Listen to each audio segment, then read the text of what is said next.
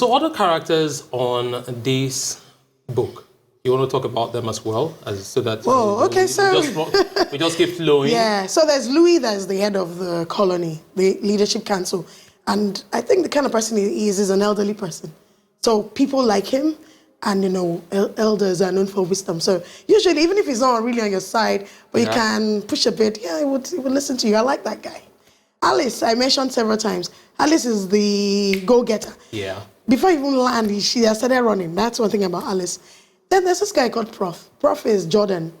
Prof has analysis paralysis, definitely. Okay. Can overanalyze. But when he saw the bottle that shattered, he stopped those analyses straight off. He knew also that there was a sense of urgency. Okay. And then that was the no-no guy that was always saying no to everything. So that was an obstacle everyone needed to overcome somehow to move forward. But honestly, when they caught on the vision of change, I think No naturally just had to get off the scene, because every reason he was given didn't make sense anymore. Because of course, everybody there was buy-in from the entire colony. Yeah. So, what did they have to do, or what did they get to do after that? All right.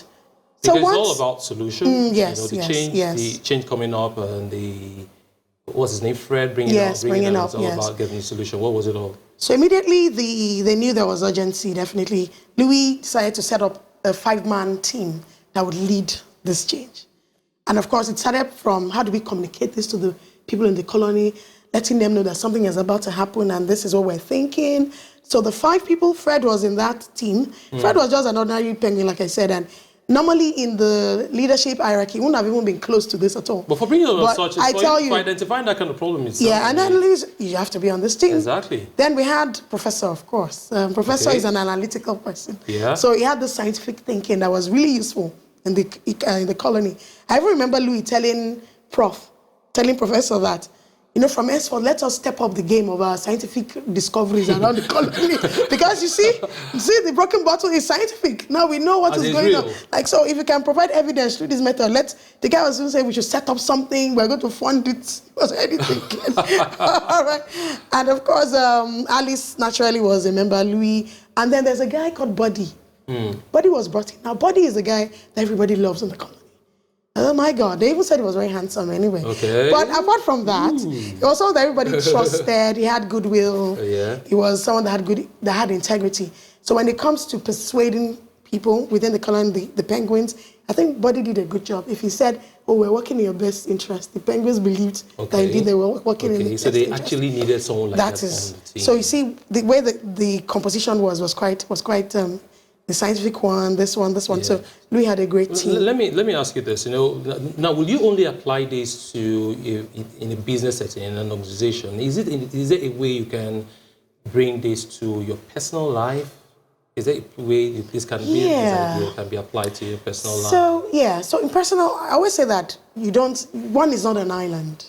So we exist because others do. So there are certain things, the personal decisions. One for me, for example. Personal goals I've set for myself, and I had to identify key people that would enable me to reach my goals. Yeah. And I needed to pick them based on their character traits. Well, this guy will always be the one asking me, where are you on this thing? So I want someone like that would drive me and ask me, accountability partner. I need someone that maybe is analytical, so that when I come to analyzing my results, this person can be the one that really help me. I just throw this to you and say, please, can you help me decode this? Why do you think I can send me a graph, in fact, or something? So even personally, we need people like that. Okay. Even our mentors, when we begin to pick mentors as well, we want to look at those kind of character traits. I'm sure that Louis, when he was setting up his team, saw all of that. We need someone that can convince people that we're working in their best interest. So, Buddy, come on. We need someone that can present scientific evidence. Okay, Prof, you need to be here so that when we provide scientific evidence beyond the initial call that was made to us subsequently, what's his name now? The Prof may be able to analyze where we are right now, and maybe when they keep doing presentation, guys, okay, this is where we are so far, and people want to see that as well. That, okay, we're making progress. So how do we work this? And we have so many people having regular businesses, small business persons and all. I mean, this sounds a bit complicated, as in that you are looking for such people to fill in the gap. What do you do? Oh dear. So, for small business. Business consultant, right? Yeah. Okay. Even in small business and whatever business we're talking about here, issues of this comes in very strongly when it comes to recruitment.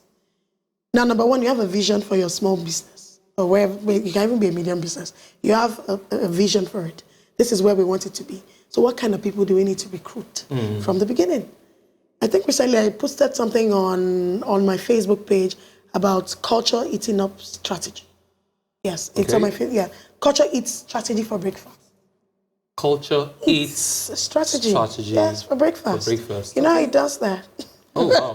Because you can put your team together. You? Yes, I think it was also from, it might even be from John Kotter. Let me go and check it. Okay, John Kotter, right. But I was reading, I just had that thinking one night, and I said, okay, I'm going to write something like this on Monday, on Business Monday. I do Business Monday. Okay. And I had that image.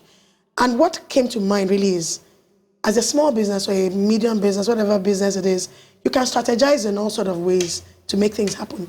But if the culture of the organization does not allow this strategy to, it's overbearing on the strategy. Okay. So if people in your organization are those that they come late, the culture is lateness, the culture is the lackadaisical behavior, no, excellence is not really something that drives you.